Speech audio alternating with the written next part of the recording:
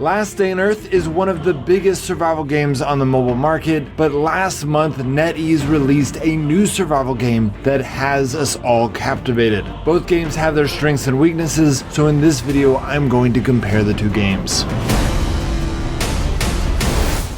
The first category of comparisons is graphics. Last Day on Earth was known for having good graphics for a mobile game 3 years ago, but mobile games have come a long way in 3 years. Netease in particular has been able to do some amazing things with their games, significantly surpassing Last Day on Earth and games like Life After, but Netease has introduced a whole new element of graphics in it. So there's really no question in my mind which game has better graphics. I mean, you can see the graphics in this game, even the details of these ships are just absolutely incredible. But I will make the note that comparing graphics in these two games is kind of like comparing the graphics of a documentary with a movie. It's a lot easier to have amazing graphics in a documentary because you can just take a picture of some amazing scene. You don't have to include the acting in it. And in Eve Echoes, that's a lot of what you're dealing with. You are looking at the stars, you are admiring the planets, you're going and harvesting things from the planets, but you are seldomly interacting with those graphics. Now, there are times that you're shooting other spaceships and you can zoom in and you can admire the lasers or the torpedoes or whatever it is, and they do have amazing graphics, but often you can't enjoy it maybe the way that you might want to enjoy it. Whereas with Last Day on Earth, all of the graphics are interactive with the gameplay,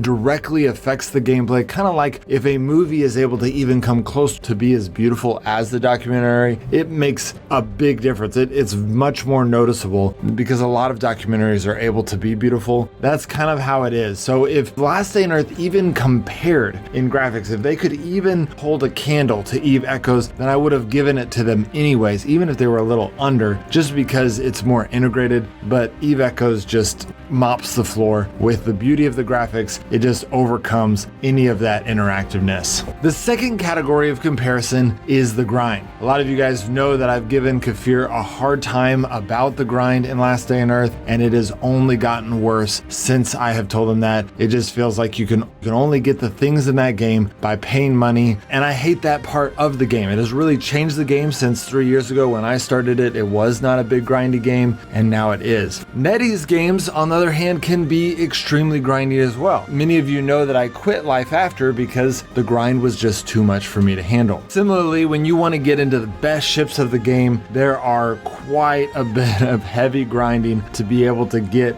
those materials needed to be able to get these amazing ships in the game. It is going to require a lot of grinding. And arguably, it might, I haven't even gotten to this point in the game yet with battleships. No one has, the game's still too new, but it's looking like it might scale to the point where it is almost the grind, or conceivably almost the grind of Last Day on Earth. But there is one big difference about Eve Echoes that I really like and really value, is that when you are playing the game, you are able to choose a role. You can be someone who does fighting, or you can go over and do the manufacturing side.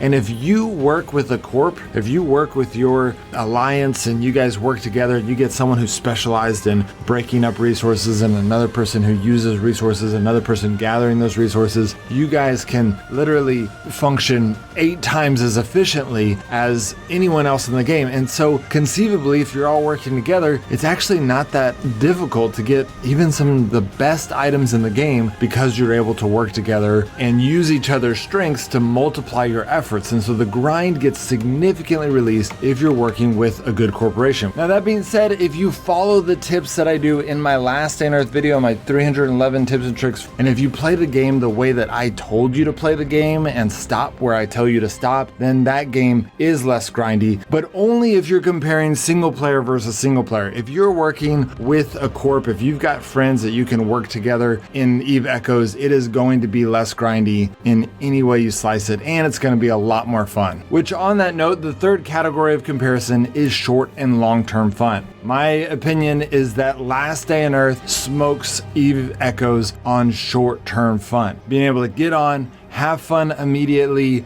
enjoy yourself immediately, have a blast for a month. Last Day on Earth is just going to appeal to more people because it is easier, and really what it boils down to is Eve Echoes is a very difficult game to learn. In fact, the first time, and this doesn't happen for me very often, but the first time that I played Eve Echoes, I actually stopped. The devs gave me early access. I got on, I started to play around with it, and I was like, I don't understand this game, and I left. But if you are willing to push through that learning curve, and Eve Echoes has a very difficult learning curve, but if you're able to push through that, if you want to kind of get through the difficulty, because it's very hard to understand it all, you can watch my tips and tricks video, which gives you an overview, and it will help you a lot. But even with that, you are going to have to really use your brain and work hard to understand everything about Eve Echoes. If you're willing to push through that, Eve Echoes definitely has more potential for long-term fun. The devs actually, I found this the other day, if you go to customer service, you click change and then you hit data checking. If you go to like weapons or really any of the things on here, so let's go to pulse lasers. Okay,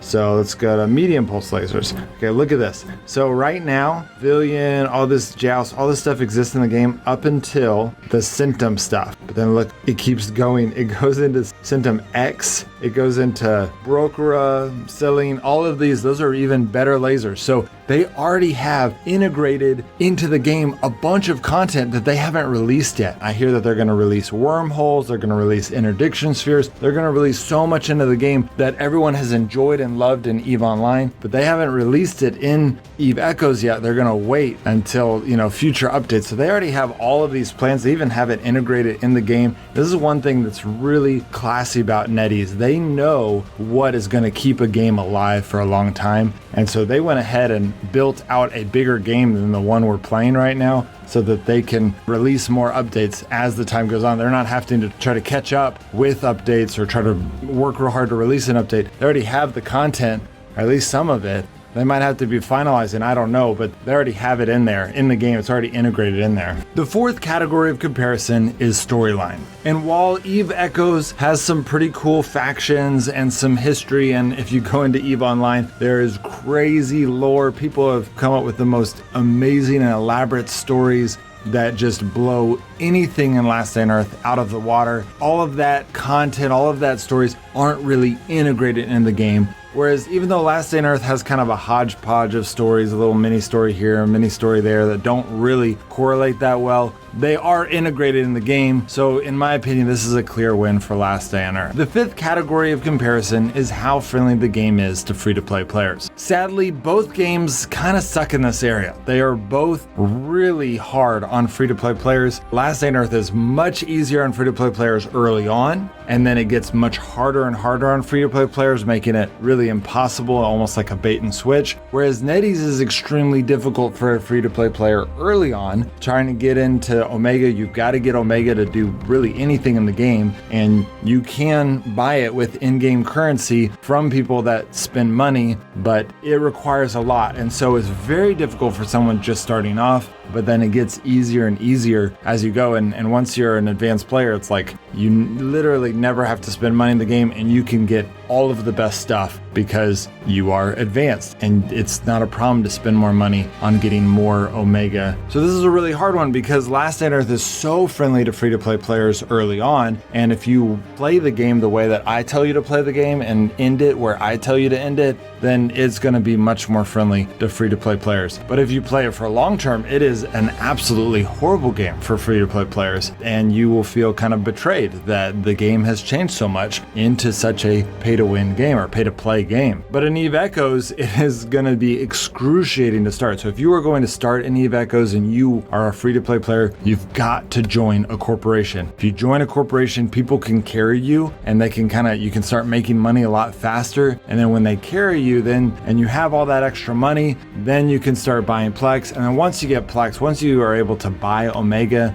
even just the basic, then you can play the game in a whole new way. You can really catch up. But if you don't join a corp, if you don't get carried by people, then you're going to really struggle in EVE Echoes and probably never make it. Which that brings us to the sixth category of comparison, which is multiplayer. Last Day on Earth has horrible multiplayer. They keep improving, but it is so excruciatingly slow that I'm pretty much given up on it. I don't know if they're ever going to have it. It was the dream. It was the reason I started the game, is because I thought, oh man, this game's going to be amazing with multiplayer. They did create a side game called Frostborn, which is going to come out, I don't know when, hopefully soon, I don't know, but it's going to be amazing. It's got a true multiplayer version, but it almost seems like, and this is not what the devs said, they definitely reject this notion, but from my point of view, they've given up on Last Day on Earth multiplayer, and really they're going to put all their effort into Frostborn, and so this is a clear win for Eve Echoes. Eve Echoes has awesome multiplayer. The whole game is geared around everyone working together and cooperating. Battles are won by working together. You got one person who kind of tackles someone or keeps them from warping away, and then the other person does the damage. You get all kinds of ways of interacting with each other. It is so multiplayer, and it is a lot of fun when you've got a good team. And then the seventh and last category of comparison is potential. I personally really love Eve Echoes. I love that a lot of it's about being strategic, and it's a lot of numbers. You're kind of crunching the numbers. You're figuring out, where you need to be putting your mining arrays and, where to position your ship and not to get in a bad situation.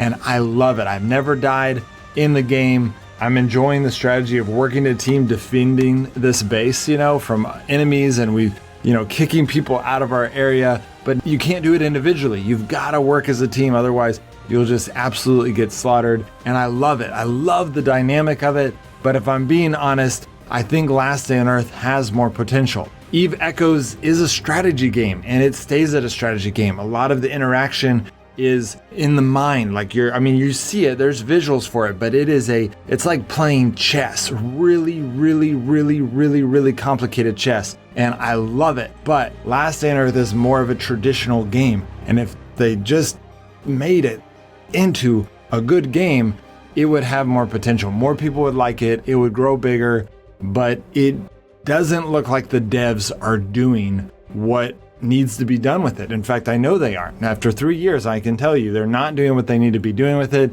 If Netease had a hold of Last Day on Earth, it would be a much bigger game than Eve Echoes. It just has so much potential into be creating an amazing game to the populace. Me personally, I might actually like Eve Echoes more than I could ever like Last Day on Earth, just because I love the strategy and the processing in my mind and all of that stuff. And you literally cannot win because of just skill. No matter how skilled you are, someone who is smarter than you will always win, which is, I like that. I like winning, and that is my strength. My strength is not skill. My strength is brain. And so I really like Eve Echoes, but if I'm looking at the world and how the world responds to games, I just have to say that Last Day on Earth has more potential.